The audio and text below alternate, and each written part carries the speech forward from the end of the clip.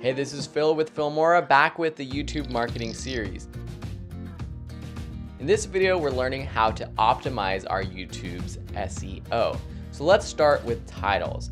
How do we specifically make a title optimized for SEO so that it shows up in the search?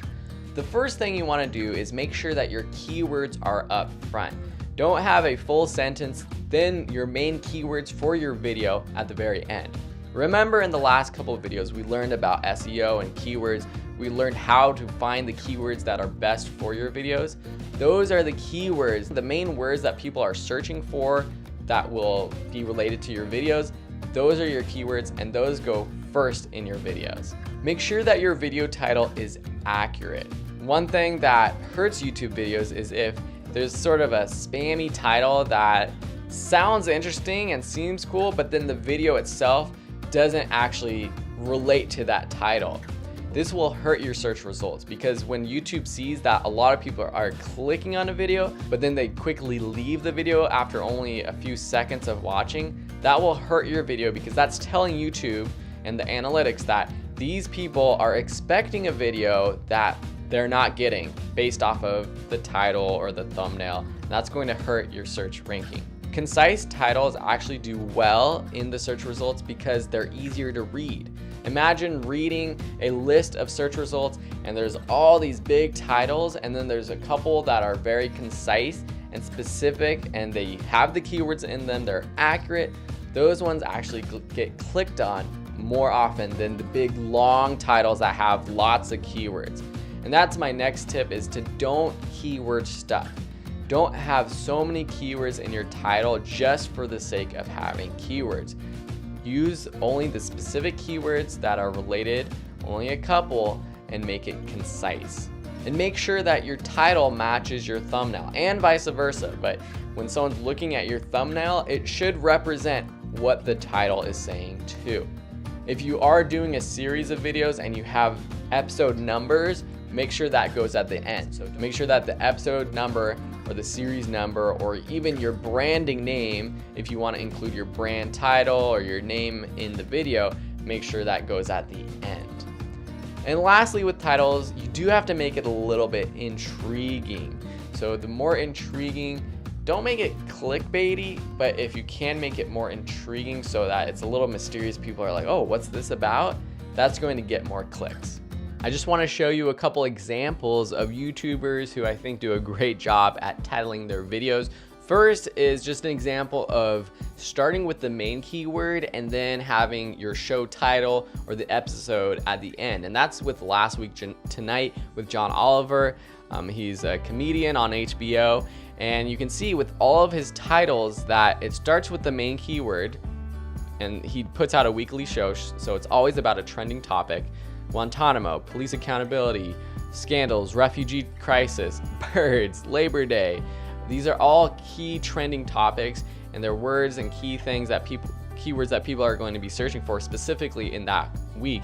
And then he follows up with Last Week Tonight with John Oliver, because a lot of people will be searching for that keyword itself, Last Week Tonight or John Oliver. So having all those keywords in the title is important because it will help his most recent videos show up. And for people who aren't searching for Last Week Tonight but are searching for specific topics such as Guantanamo, Republican National Convention, Olympics, opening ceremony, these are main keywords that are trending, and that will help those videos show up specifically in that time. Casey Neistat, keep talking about him, and the reason is just because he does such an amazing job of creating that intrigue, of trying to get people to click on his videos. Sometimes it's on the verge of a little clickbaity, especially with some of his thumbnails, and it's interesting because he's a daily vlogger, so a lot of his videos it's not like a how-to tutorial about a specific topic. It's not a John Oliver video about a specific topic.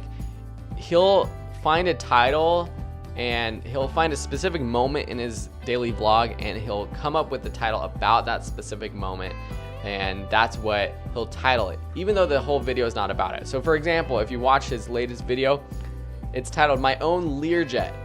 That's intriguing. What does that mean? Did you get a jet or not? What does that even mean? But probably if you watch this, it's only going to be 2 or 10 seconds of the video, which is 9-10 minutes long. Actually, this one's 15 minutes long. So this is a guy that I would look at to see how he titles his videos. You don't want to make it too clickbaity. When clickbait doesn't work is when you title something and it doesn't deliver on that title or that expectation. But for him, they gave us a BMW exclamation point or the $21,000 first class airplane seat. That's bait right there. I want to click that to see what that's about, but he delivers on it. And that's the difference between good clickbait and bad clickbait. Or really, you wouldn't even call it clickbait if it's delivering. It's just an intriguing title. So check out Casey to see some good examples of titles. Okay, so that's titles. Let's move on to thumbnails, which work hand in hand with your titles. YouTube says that 90% of their best performing videos have custom thumbnails. So the 3 options that YouTube automatically gives you usually aren't the best options for a thumbnail for your video. We have to make sure that our thumbnails match what the viewers are expecting. So make sure that the thumbnail not only matches your title, but also matches what the video is all about. Another tip is to use distinct thumbnails for all of your videos. So sometimes I see YouTube channels where every thumbnail looks the same, especially if it's like a daily vlog or a talking head style video, and it's always just the person sitting there, the person talking to the camera. That's not going to help your search results, and that's not going to help your SEO optimization because every video looks the same. So create distinct thumbnails that somehow describe what's going on in the video. And sometimes this means adding text to your thumbnails. Text isn't necessary, but sometimes it does help explain what your video is about. And the reason why I sometimes use text is not just for in the thumbnail and the search results, but when you're embedding that video on another website. When I embed my videos on my blog, the thumbnail is what shows up in that embedded video. And sometimes I want the text to be there to explain what the video is about. Be sure to use big, bold text though, because when that thumbnail is really small, it's hard to read the text. So you gotta make sure that it's legible. When you're actually creating your thumbnail, whether you're using Photoshop or canva.com, zoom out and view it at the size that it would be as the thumbnail in the search results so that you have a good idea of what it looks like to everyone else who's watching it. It might look good when it's really big, but when you shrink it down, it might not. So make sure it looks good when it's shrunk down. The main thing though is stand out from the crowd. Your thumbnail is there to help you stand out. When I'm creating a video, I'll search for that video topic and I'll see what other people's thumbnails look like, and I'll use colors and imagery that's different so that it stands out from those other search results. With descriptions, this gives you a lot more room to include keywords that will help your video show up in search. So write searchable descriptions using keywords that people will be using to search for your video. So if you couldn't fit in all your keywords in the title, then add those to the description. Again, not keyword stuffing. You can actually get penalized if you're repeating your keyword too often.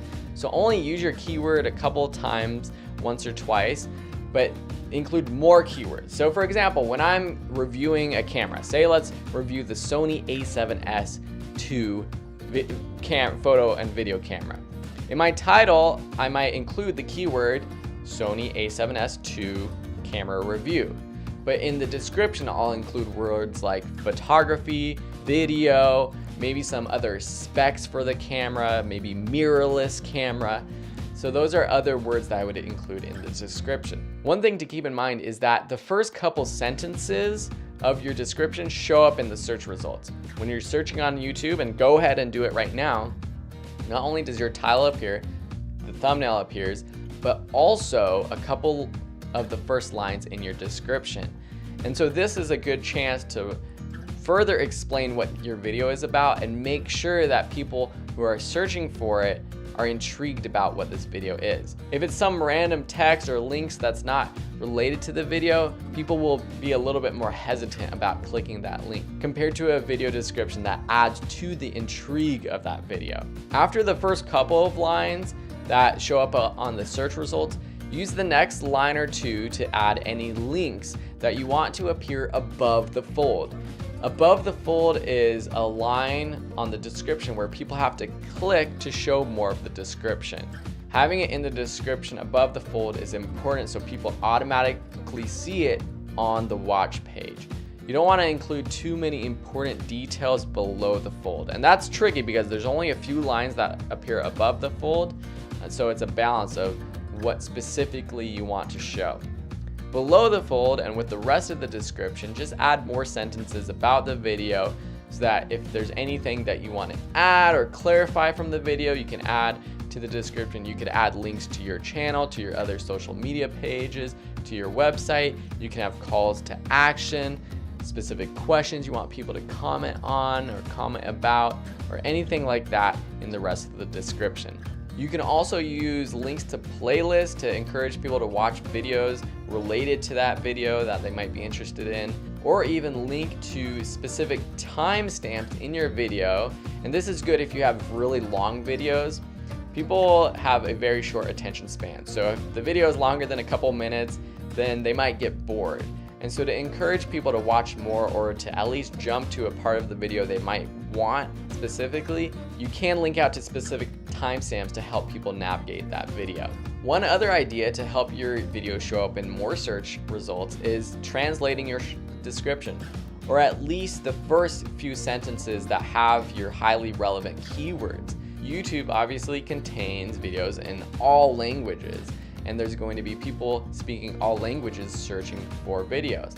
But some people who might be searching in Spanish or French or Mandarin, they might also understand English. And so if there's a great English video and vice versa, you might speak Spanish or French or Mandarin, and you might want to watch a video in another language, but it won't show up if it doesn't have keywords in that language. So that's one cool idea.